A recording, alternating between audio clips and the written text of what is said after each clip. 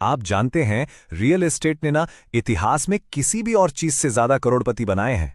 आपके चारों तरफ जो भी इमारतें हैं उनका कोई ना कोई मालिक है और वो चुपचाप अमीर बन रहा है। तो चलिए आज इसी राज को खोलते हैं। ये सवाल सुनने में बड़ा सिंपल लगता है ना? पर इसका जवाब वो बहुत गहरा है, क्योंकि कोई तो है जो इन सारी प्रॉपर्टीज से चुपचाप अपनी दौलत बना रहा है। और पता है क्या? वो सब एक खास ब्लूप्रिंट, एक खास नक्शे पर चल रहे हैं। नहीं, ये कोई जादू वादू नहीं है। ये है एक नक्शा, एक पूरा सफर जिससे हर कामयाब निवेशक तय करता है। और आज फ्लैट्सकार्ट के एनालिसिस की मदद से हम उसी नक्शे के हर एक मोड़ को, हर एक लेवल को डिकोड करने वाले हैं। तो ये सफर शुरू कहां से होता है? किसी बड़े से टावर से? नहीं, ये शुरू होता है एक बहुत ही सिंपल कदम से। अपने घर को एक खर्चे से एक कमाई के सोर्स में बदलकर। मान लीजिए आपने एक ट्यूप्लेक्स खरीदा, ठीक है? एक हिस्से में आप खुद रहते हैं और दूसरा हिस्सा किराए पे दे दिया। अब जो किराया आ रहा है उससे आपकी ईएमआई का एक बड़ा हिस्सा निकल जाता है। तो मतलब क्या हुआ? बधाई हो, आप अब लगभग मुफ्त में अपने ही घर में रह रहे हैं। बस इसी को कहते हैं हाउस हैकिंग। और देखिए, ये सिर्फ पैसे बचाने की बात नहीं है, यह है माइंडसेट बदलने की बात। आपका घर अब आपकी जेब से पैसे निकाल नहीं रहा, बल्कि आपकी जेब में पैसे डाल रहा है। यहीं से असली खेल शुरू होता है। अब आता है अगला लेवल। आप उस डुप्लेक्स से मूव आउट करते हैं और दोनों यूनिट्स को किराए पर लगा देते हैं। अब सोचिए, आप सो रहे हैं, जाग रहे हैं, छुट्टियों पर हैं, पैसा हर महीने आपके बैंक अकाउंट में आ रहा है। मुबारक हो, अब आप एक असली लैंडलॉर्ड बन चुके हैं। अब यहां से आपके सामने दो रास्ते खुलते हैं। पहला, एक ही किराएदार के साथ एक लंबी स्टेबल इनकम, या दूसरा, थोड़े ज्यादा मुनाफे के लिए थोड़ी ज्यादा मेहनत करने को तैयार हैं। बस यहीं से अगला लेवल अनलॉक होता है। आपको पता है, फ्लैट्सकार्ट का डेटा ये साफ साफ दिखाता है कि जो हाई डिमांड शहर है ना, वहां एयरबीएनबी से होने वाली कमाई लॉन्ग टर्म रेंटल के मुकाबले 2 से 3 गुना तक ज्यादा हो सकती है। मतलब अगर सही लोकेशन मिल गई तो आपकी प्रॉपर्टी सचमुच पैसा छापने की मशीन बन जाती है।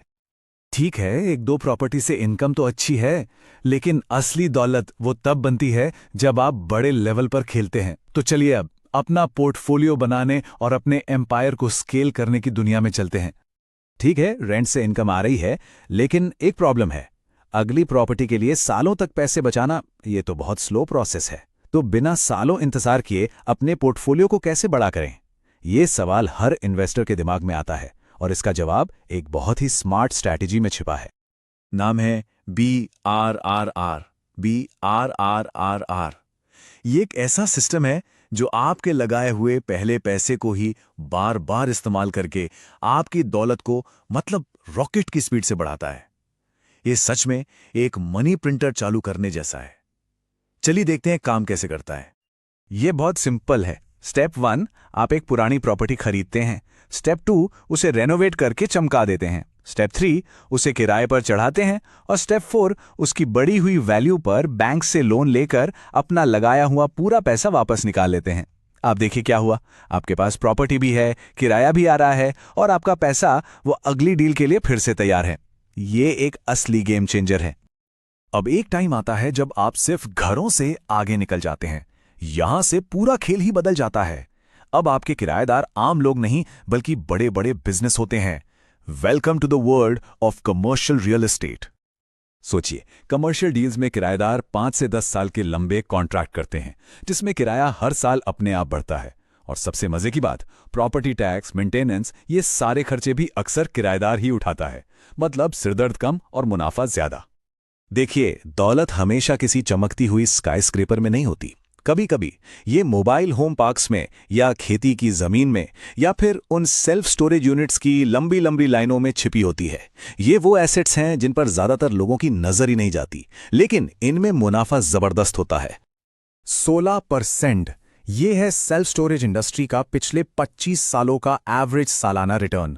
सोचिए, कोई किराएदार नहीं, मेंटेनेंस ना के बराबर, और इसे ऑटोमेट करना सबसे आसान काम है।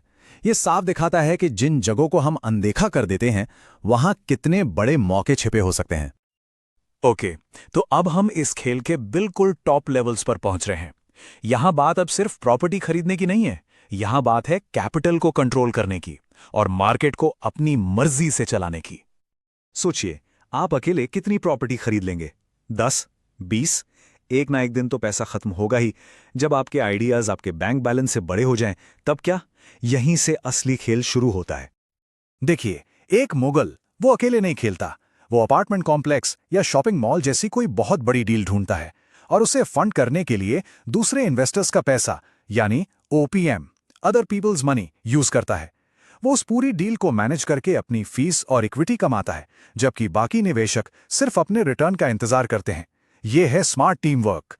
अब एक सिचुएशन आती है जब मार्केट में आपको अपनी पसंद की प्रॉपर्टी मिल ही नहीं रही। तो एक डेवलपर क्या करता है?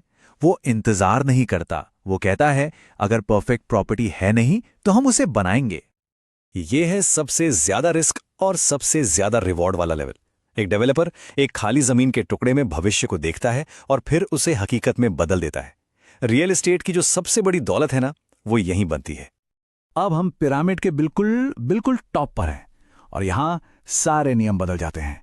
यहां खेल अब कैश फ्लो का नहीं है, यहां खेल है पावर का। अब जरा ब्लैक रॉक जैसे बड़े इंस्टीट्यूशनल फंड्स के बारे में सोचिए। वो एक दो घर नहीं खरीदते, वो एक साथ हजारों घर खरीदते हैं। कभी कभी तो पूरे के पूरे मोहल्ले ही खरीद लेते हैं। यही वो लोग हैं जो मार्केट की दिशा तय करते हैं। और अगर मार्केट डूबता भी है ना, तो सरकार उन्हें बचाएगी, क्योंकि वो टू बिग टू फेल है। उनके लिए कोई रिस्क नहीं है, सिर्फ और सिर्फ बेहिसाब दौलत और ताकत है। तो एक छोटे से कमरे को किराए पर देने से लेकर पूरे के पूरे मार्केट को कंट्रोल करने तक, ये है वो पूरा नक्शा करोड़पति बनने का। अब सवाल सिर्फ एक है, इस नक्शे पर आप अपनी यात्रा कहां से शुरू करेंगे? अगर आपको ये पूरा एनालिसिस मजेदार और काम का लगा, तो और भी ऐसी ही रियल एस्टेट की गहरी जानकारी के लिए फ्लैट्सकार्ट को लाइक, शेयर और सब्सक्राइब करना बिल्कुल मत भूलिएगा। एक छोटा सा डिस्क्लेमर, यहां दी गई सारी जानकारी रियल टाइम फ्लैट्सकार्ट डेटा और पब्लिक रिपोर्ट्स पर आधारित है और मार्केट की बदलती कंडीशंस के साथ इसमें बदलाव आ सकता है।